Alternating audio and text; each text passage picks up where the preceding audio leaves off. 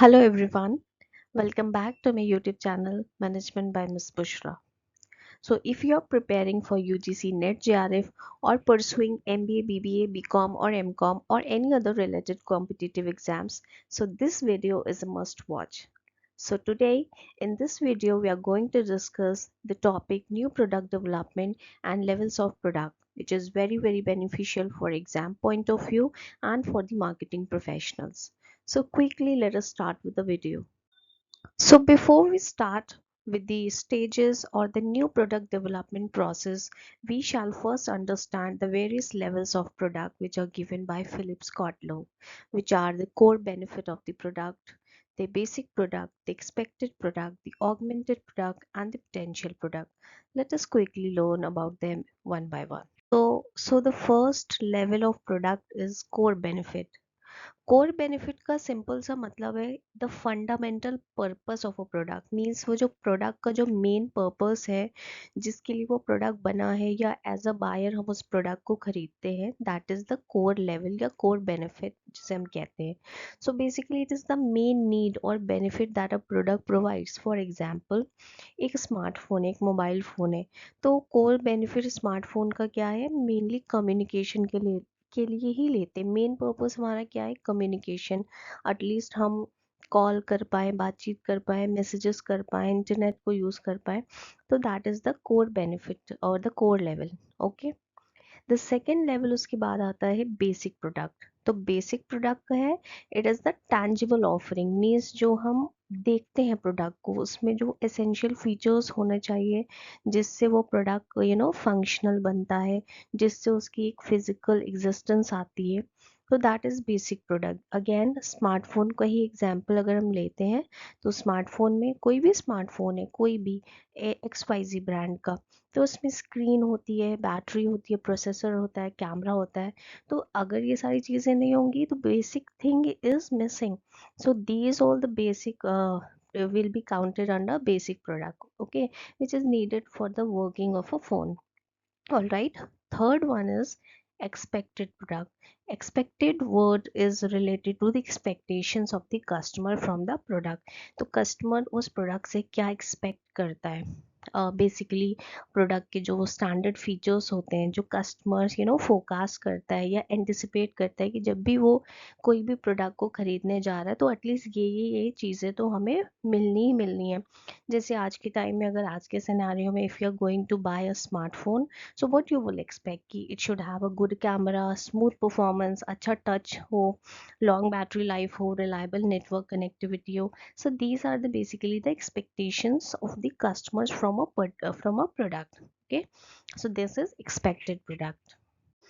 All right then उसके बाद आपका आता है ऑगमेंटेड प्रोडक्ट. ऑगमेंटेड प्रोडक्ट का मतलब है अपार्ट फ्रॉम एक्सपेक्टेशन जो एक्स्ट्रा फैसिलिटीज एक्स्ट्रा पर्क्स आपको प्रोडक्ट से मिल रहे हैं मींस जो यूएसपी है प्रोडक्ट की यूनिक फीचर्स हैं जो उसको बाकियों से स्टैंड आउट करते हैं डिफ्रेंशिएट करते हैं कॉम्पिटिटर्स से.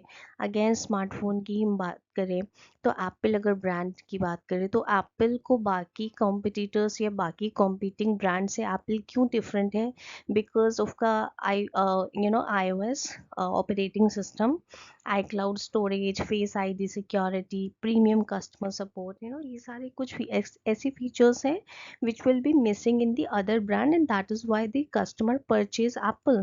Okay, so this is the augmented product means extra perks. All right. Then is potential product. Potential product means वो प्रोडक्ट में फ्यूचर इनोवेशंस की क्या पॉसिबिलिटी है.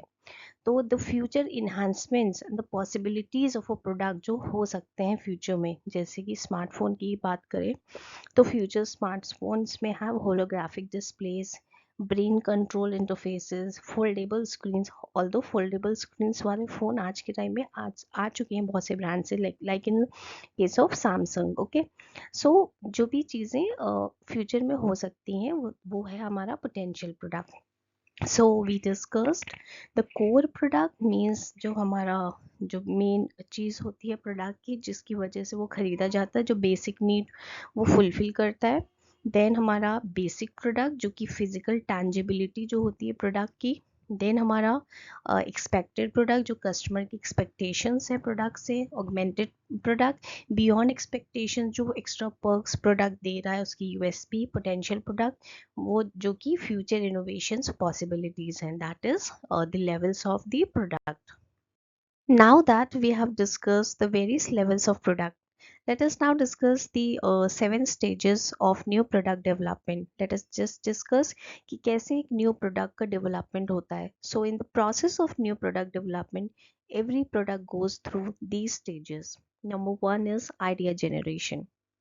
You know, everything starts with an idea. कोई भी company होती है, सबसे पहले वो क्या करती है, ब्रेनस्टॉर्मिंग करती है, मार्केट रिसर्च करती है, कस्टमर फीडबैक्स लेती है, बहुत सारे अदर सोर्सेज भी होते हैं जहाँ से companies could generate ideas. Like example, the idea of electric cars was by Tesla.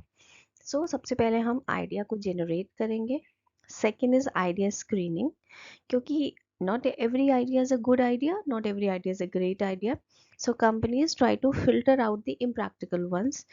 Means जितने भी ideas हमारे पास आए हैं उसमें जितने बहुत सारे ऐसे होंगे irrelevant होंगे या जिसको हम यूसेज में नहीं ला सकते, तो जो बेकार के हमारे लिए अनफ्रूटफुल या अनइम्पॉर्टेंट या बेकार के इरेलीवेंट जो भी आइडियाज़ हैं हम उनको एलिमिनेट करेंगे, उन्हें रिजेक्ट करेंगे.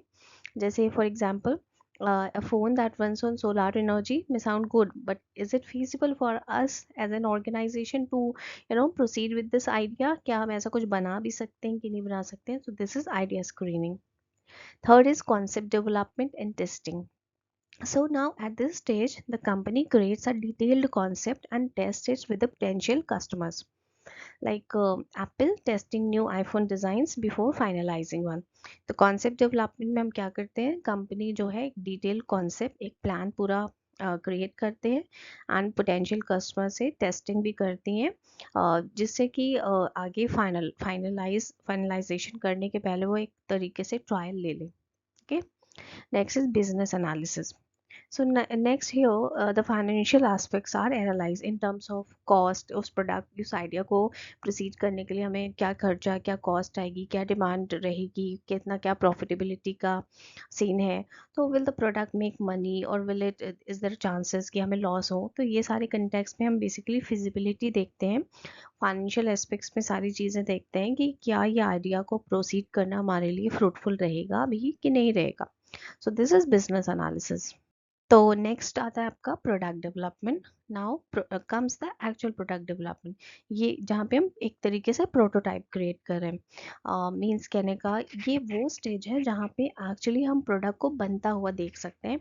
मीन्स यहाँ पे हमारा प्रोडक्ट टैंजिबल एस्पेक्ट में आ जाएगा. We could actually see our product into a tangible form. जैसे कि Samsung foldable phone went through multiple prototype before launch. Okay, तो product development. Next is market testing. So before a full launch, companies test the products in the selected markets, like McDonald's when it entered India, so it tested new burgers in one city before launching everywhere. Okay. तो market testing, because अगर हम fully एक large scale पे promote करेंगे या वहाँ पे launch कर देंगे तो हमें ह्यूज लॉसेस के बहुत सारे हमें रिस्क रहता है ह्यूज लॉसेस का. सो एक सिटी में या एक सेलेक्टेड स्मॉल जगह पे वहाँ पे हम टेस्ट करते हैं टू सी द रिस्पॉन्सेज. अगर वो रिस्पॉन्स पॉजिटिव रहता है तो हम आगे के स्टेज में मूव ऑन करते हैं, that is commercialisation. Finally, the here the product is launched, and at this stage companies use जैसे एडवर्टीजमेंट यूज करेंगे, डिस्ट्रीब्यूशन यूज करेंगे and various sales strategies use करेंगे to ensure the success. So this for the new product development process और stages. So अगर आपके mind में ऐसा कोई प्रोडक्ट आ रहा है which fail due to the poor new product development process, then please write it in the comment section. All right. So in today's lecture we have discussed the levels of product and new product development process. दोनों ही topic बहुत बहुत important है exam point of view से, चाहे वो आप net JRF के लिए प्रिपेयर कर रहे हैं या फिर एक आप एमबीए बीबीए एमकॉम बीकॉम के पॉइंट ऑफ व्यू से भी दोनों ही टॉपिक बहुत इंपॉर्टेंट है. And I just created a mnemonics shortcut जिसको आप याद कर सकते हैं इन सब चीज़ को याद रखने के लिए. जैसे कि आप लेवल्स ऑफ प्रोडक्ट के लिए you could just use that C beep. C stands for core product, B is for basic, E is for expected product, A is for augmented product and P is for potential product. Similarly आप new product development की stages को याद रखने के लिए भी IIC BPMC use कर सकते हैं. So that's it for today. I hope this video helped you understand new product development and levels of product. And if you found this video helpful, then don't forget to like this video, subscribe for more exam focused content, and please share it with your friends preparing for UGC NET, MBA, BBA, MCOM, and BCom. Till then, see you in the next video. Until then, keep learning and stay motivated. Thank you so much for watching.